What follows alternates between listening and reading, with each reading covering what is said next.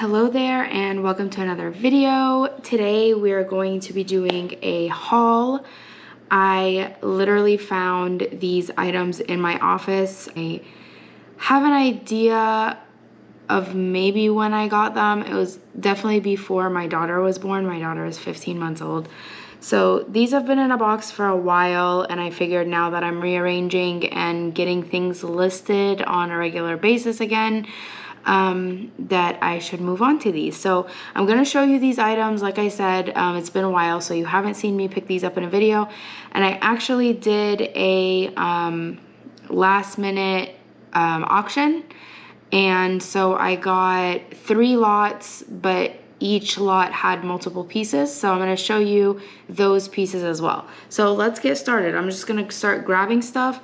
This first piece is an otagiri stoneware cup. So otagiri is made by Japan, and you can see that the design is kind of raised. I love these cups. I know a lot of people are like sticklers for only buying them in sets of like 5 or 6, but I buy them singles like this. Depending on the size and the pattern, I'll keep them for myself, or I'll sell them, and I have no problem selling singles like this. People use them for pencil holders or brush holders or planters. So I can't keep these. They're very popular. I buy them for a few dollars, $1 to $3, and they sell for $10 to $15. So it's a good profit. It's a good easy flip, and I always pick those up. This is another like Japanese looking piece, but I'm not really sure of the age. The bottom, actually there is a mark. So yeah, this is Japan. It has the numbers. I don't think it's gonna come up on screen, but it has the numbers. So it is a Japanese piece, but maybe just a little bit newer, like 80s, 70s. The reason why I like it is like it looks like a short sake bottle or like an old antique inkwell bottle. I love the contrasting glaze, and it's just a nice bud vase. Like I can see like just one fern coming out of here. Like again, these sell really easily for me, and I will always pick them up. So continuing on the bud vase trend, this is Tanala, Mexico pottery. I will only pick this up from now on if it has a bird on it, because those are the only ones that sell, and they're the only ones that sell for profit. So I really liked the glazing on the tree. It's like almost like lava glaze, almost. And then the bluebird with a butterfly. I'm just noticing the butterfly as well. So it's signed there, Mexico. And then usually if there's a signature next to Mexico, that is more valuable. So this one's like just a little scribbly, but that is a signature next to the Mexico. So this one, just based on the bottom, is a little bit newer one, but again, maybe 80s, 90s. So I'm really happy with that piece. It's always a surprise to find these pieces that I had no idea even existed. This next bud vase, I looked at the bottom, I was like, oh, it's not signed, but look, it's signed right there, which I think is so cool when they sign the piece in the design. I think that's probably why I picked this up. I liked the design of like the Arizona Western look, and then so this is bisque. Bisque just means it's not glazed, it's like clay, raw clay. But then they come in here with just the glazed pieces, which I'm trying to think what that's called, but I don't think, sorry, I'm like thinking out loud. I think what I'm thinking about is when they do the white, like the white outlines, but this is just like glazed coloring, and it's a mirrored pattern on the other side. So this one, again, very nice shape, very nice size. You know, I love my minis. So those are the bud vases. Okay, continuing on the trend of random items, I picked this piece up, which this is made in USA. So I picked this one up for photography. So I don't have a cup, but you would put the plate here like this, and then you would put the cup right here like this, and then take a picture of them like that, instead of them being in front of each other. So I picked this up for photography, and it's been in that box the whole time, so I need to move that to my office. So next piece, this one is made in China. So I was gonna tell you, I collect these grater plates. So this plate is textured, and it's actually to grate garlic or ginger or wasabi. So you'll find Japanese ones, you'll find Italian ones, you'll find French ones, and then you'll find Chinese ones. So this one is China. The other ones are always marked. But to me, just having them all up on a wall together, I think I have green, I have yellow, I have orange, I think I have 2 yellows, and this is my second blue. So I'm trying to like get a collection of them and do like a gallery wall in my kitchen, since these are kitchen utensils essentially. This next piece I picked up from Scott last time in August, but it was from an outside vendor in the like flea market section, and I forgot to put it in my haul, and so apparently I stuck him in that basket in my office, and I just found him again. He is old, he's mid-century.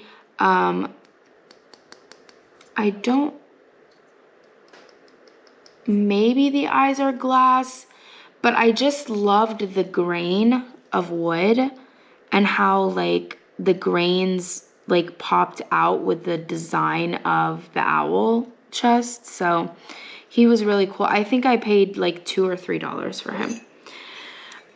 This next vase, really cute, signed on the bottom, little cat. I don't know what this is about. I'm thinking maybe a bookend, like vase bookend, because there is a spot right there, or like pens or something. So that's really cute, and he has a little cat tie. So not too bad. I probably would pick something up like this nowadays too, but you guys know I'm being really picky with all the inventory that I have. This is Gold Castle hand-painted Chikusa made in Japan. I didn't look these up when I bought them, but I loved the colors of them, and they are hand-painted, and to have a pair not damaged. I guess now that I'm showing you these pieces, not really that bad. Hand-painted ivy. I did remember these pieces being in that box when I had it in the garage, and for some reason I thought they were yellow, and so I was like looking and looking and looking, and then I found made in Japan, double pair. I remembered the shape, but they were green, and I was like, wait a minute, I remember they were yellow. So yeah, my memory. These are some micro mosaic earrings that need some work, but I also picked these up at Scott. I think I want to say it was on the higher end, so I think he wanted $10 for these. But these, some of the older ones that have the swan and like they're like inlay in the stone, some of them can go for thousands. I know these are not the ones that can go for thousands, but I wonder if they're not marked that they're gold. But just little flowers. I loved the colors, and I figured I can just put a little hook on there and wear them for myself. So I picked those up. I thought for $10 that was not bad for micro mosaic, and I collect them, so I'm a sucker for anything that I collect. Okay, so that's all the random stuff that was in the box. Again, now that I'm looking at it, maybe it's not that bad. Okay, so now we're going to look at what I picked up at my last auction. So like I said, it was like a last minute decision that I was going to partake in this auction. I got 4 lots. 2 of the lots had multiple items in them. So let's get started. These first 2 pottery pieces are called Banished Pottery from Osaka, Mexico. So usually they're blue and black or purple and black. I didn't even know they made vases because the first time I was introduced to this pottery, it was figurines. And so they do a lot of like, so for men, they'll do like hunting poses or dancing poses. They have like nursing women or women with babies on their back. The one that I really, really want for myself is the kneeling woman with the baby on her back. I did come across one at Scott one time, but it was broken, and I can't remember if the leg wasn't there, or I should have asked if the leg was there, because if it were, I would have bought it for myself, because y'all know I don't mind the chipped and the cracked pieces. The name right here so that you can go look up their stuff. So like I said, it's usually blue and black. This is the most popular one, and also purple and black, and sometimes they're purple, green, and black, but this is the most popular. So I picked up these two for $30 each. This is the round one with the small opening, and then this one is the cylinder shape. It's more like of an urn shape. I did my research to see if maybe it had a lid at some point, and I couldn't find any for sale with a lid. But then also, if you see them in interior designs on Pinterest and stuff, they also are just used as vases. So I don't think that they came with lids. But I do want to do some research on how these pieces are made, because they kind of look like they're carved out, which I'm looking in here, it looks like there is a piece of paper. No, that's just part of the lot information. Sorry, what was I saying? Oh, they look like they're carved out of like a piece of clay instead of like thrown or free-formed. So my guess is either they're free-formed or they're carved out. So if you know any information about these pottery of how they're made, please let me know, but I will definitely be doing my own research on that. So I picked up those two pieces. Just look how cute they are next to each other. I was going to keep them for myself, but I just have so many pottery pieces, and you guys know I love my Italian pottery. So those will probably go up for sale, but they will be sold individually because they're so heavy and there's no way I can ship them together. This next lot was one of those lots where it was definitely a learning experience, because when I first saw the lot, it said $15 and it's 3 pieces. So I was like, oh, okay. I don't really know the value of them, but for $5 each, I can take a chance. This auction house does multiples in the same lot. So it's actually 15 times 3 and nobody was bidding. So I ended up winning them and I was like, woohoo, $15. It ended up being $45, so $15 each. I don't mind because these are actually brass. So they should have some value, more than just like a cast metal. So these are them. They are like, so they were described in the lot as ink blots. So ink blot blocks. So these are the 2 smaller ones. It's like a king and queen, and I'll just bring it in closer so you can see the details. This is the queen. I mean, look at the details in the dress. And then this one is the king right here. And he has a little lion right there at his foot. I'll show you what the back looks like, if I can get it out of the box. So it has this velvet on the back, and then it is drilled. So I'm assuming that maybe these were formed into these blocks, or maybe they were used as ink blots for curtains or for a family crest of some sort. And then later on, maybe the hole was drilled to hang them. But I think they're just great statement pieces up on a wall or in an office or something. This is the larger one. It's like this maiden looking woman with these 2 angels. And then Again, the detail all the way down on the dress. And this one actually has a dog sitting at the hem of her dress. So the details are really, really incredible. I need to do my research on them to see what the value is.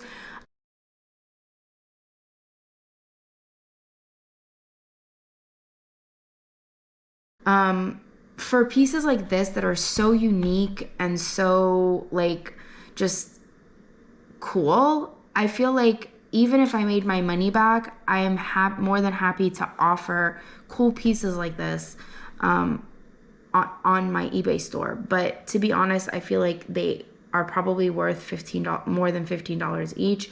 I just have to figure out how much more. So that was the third lot. Then the final lot was the whole reason why I got attracted to this sale. I was not planning on bidding, but they're kind of like a what is it called? Bucket list item. These are a pair of Murano glass swans or ducks. The camera is not going to do them justice. I cannot wait to get these in the light box. They're going to shine. So two main staples of how you know these are Murano, really three, but two especially on these. So I'll just do the three. So the first one is you can see how polished the bottom is.